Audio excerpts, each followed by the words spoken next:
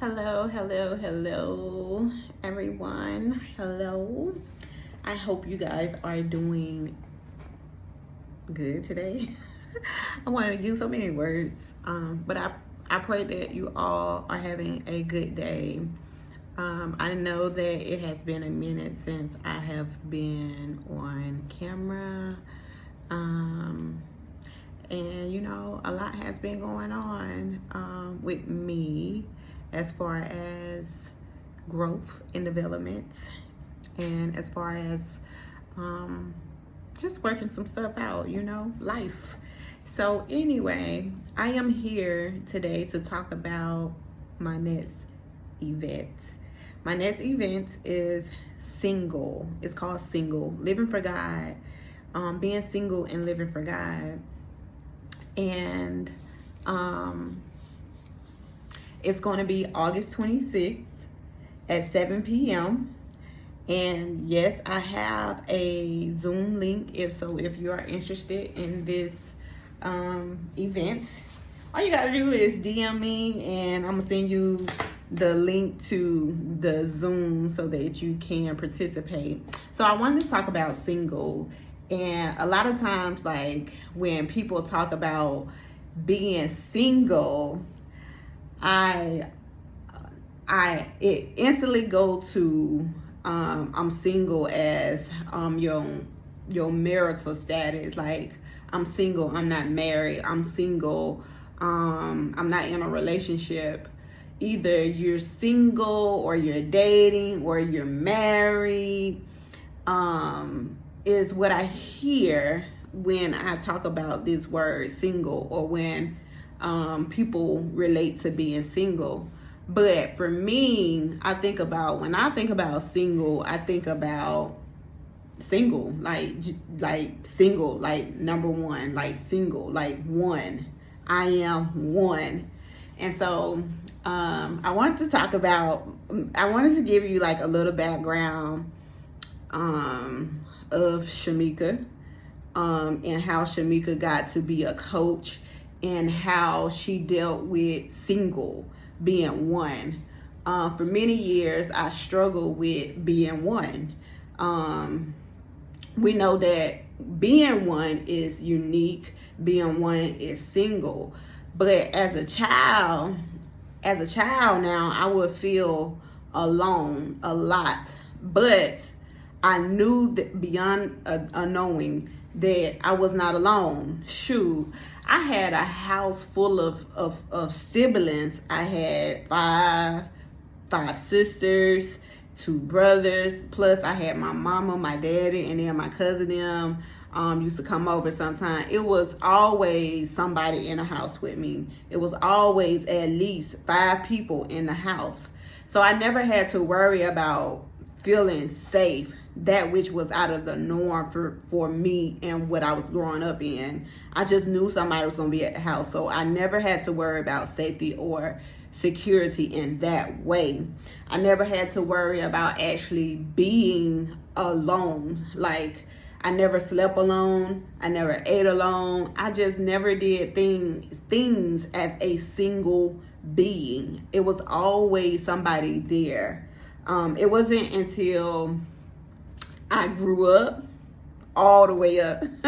I grew all the way up. I done got married, and then I done got divorced. While I was married, I was learning. But when I got divorced and found out truly, and been finding out truly what it means to be a single person out here, not just in status of being in a relationship, but actually being a single person. My mom used to tell me all the time, she used to say that, you was born, you came in this world by yourself, and you gonna leave this world by yourself. So in other words, baby girl, you are single. And that's the same thing like God had told me. He had reminded me after like getting a divorce, after being divorced for over a year. I began, because I was married I was in this relationship for 12 years, and I was married for 10. So it was really hard for me to grasp, like, I'm single again. Not just single in, this time it wasn't just single in relationship, it was single like I am out here by myself. Like my mama, like I of course I have my siblings and stuff like that, but my mama, my best friend, she passed, she moved on, you know, to the next life. And then, you know, I'm divorced. I don't have no kids, no step kids. Like it's just me. I'm single. So in other words, baby, you single. Like you is for real single. Like you so single. You know how they use it? Like you so single. No, but for real, I was single. And before I can, and I had to realize this, you know, I had to realize that I am a whole single, I'm a whole single person out here. And that in order for me to be this whole single person, I had to begin to save myself first. See, I had this complex of where I felt like I had to, I felt like I had to save the world, you know, like I had to save the world. But being single, being an individual, knowing that you are an individual, we should want to love ourselves first. So we must begin to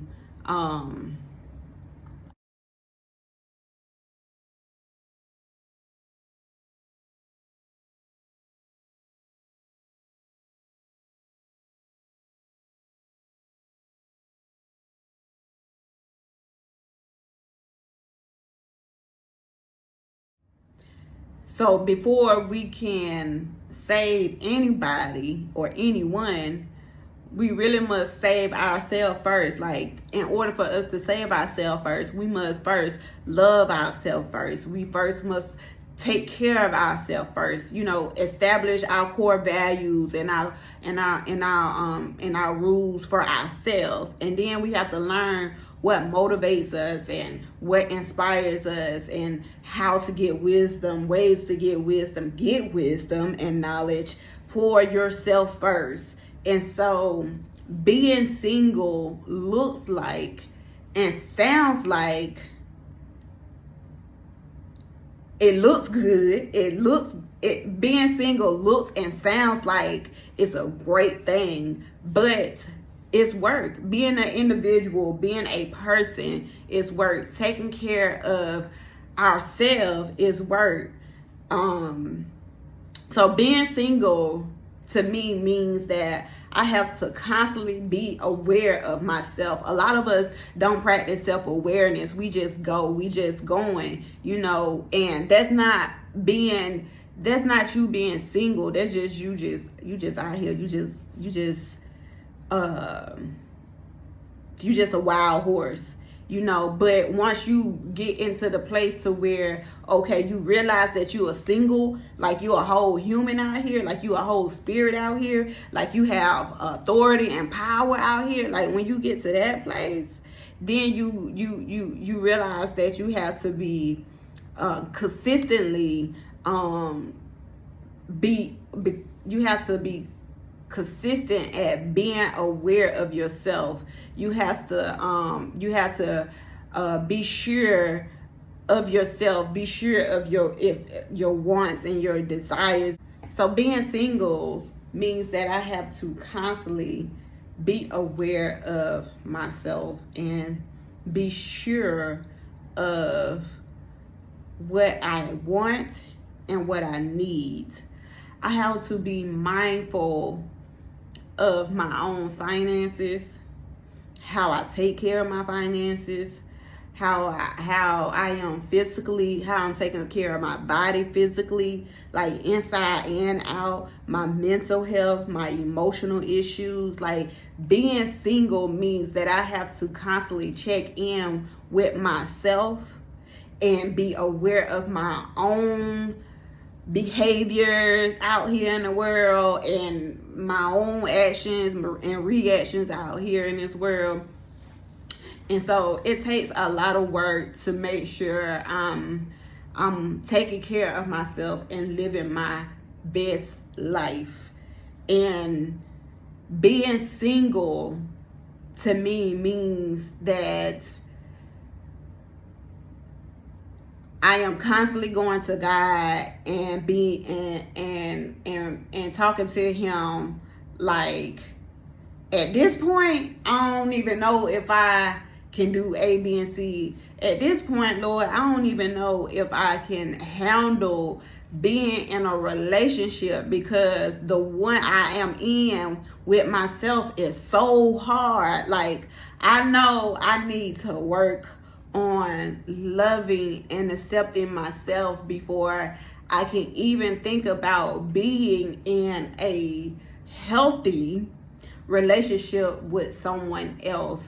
I have to learn how to be kind and patient with myself, and learn how to forgive me of my mistakes and my shortcomings. I have to learn how to be humble and content in my own company, in my own lane. And I have to trust that I am enough, and that whatever is up here and comes out of here, it is purposeful. It gives life into my life. I have to make sure that I'm constantly speaking life into my life, because I am single. I am a person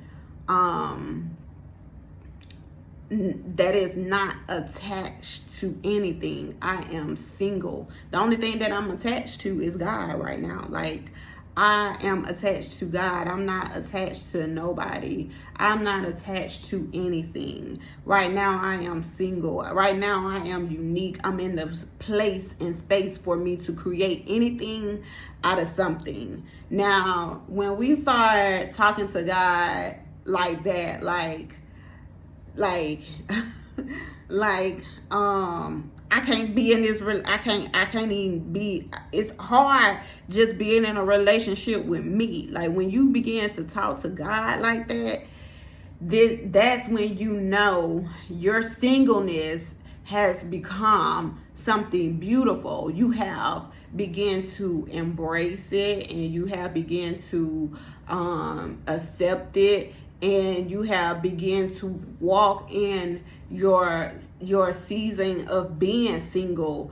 And a lot of people don't know this, but being single comes with an attitude. It's an attitude of worship and gratitude. It's a season where you're opening yourself up to be this unique person, to experience unique opportunities, to experience more growth, more spiritual growth and development. It's a season where you for sure learn how to be humble. You can use this time of being single, this time of being alone, not lonely, but alone. This is the time where you can begin to build a deeper relationship with God. This is the time for you to discover or rediscover your identity in Him. This is the time to help yourself instead of helping others. And this is a time where we just say, God, I trust you. I trust your plan. I trust everything that you have for my singleness, my oneness. Right now, I am one with myself. I'm not fighting anything. I'm not being tormented by anything. I'm single. I am literally one with God. I am one with Jesus. I am one with the Holy Spirit. It's easier to hear. It's easier to intake. It's easier to breathe. It's easier to just relax in this singleness. And so I would love for you guys to come out and to hear the word of how to live single in God, and how to serve out of your singleness, you know. So August 26th, 2023, I would love to see you guys in the building or on Zoom. If you want the link, all you have to do is DM me. That's it. That's all you got to do. When you DM me, I'm going to send you the invite to True Identity Foundation, How to Live Single in God. Again, I pray that you guys are having a fantastic day. I hope that you guys are having a fantastic day, and I pray that it continue to stay that way all the way up to tomorrow and the rest of this week. Again, my name is Shamika. I am the owner of True Identity Foundation. I help women, I coach women who have been sexually abused since childhood to discover or rediscover themselves in God. I help them to boost their self-esteem. I help them to break the silence that has been buried under everything, that has everything else on top of it. But I help them break that cycle of pain and violence. I am Shamika. I am that coach. Yes, I am that coach. And so if you are looking for a coach, if you are looking to be motivated, if you are looking to be inspired, if you are looking to break cycles, if you are looking to boost your self-esteem, I am that coach. I am that coach for you. And all you have to do is, what? That's right, DM me. Thank you for listening. Bye.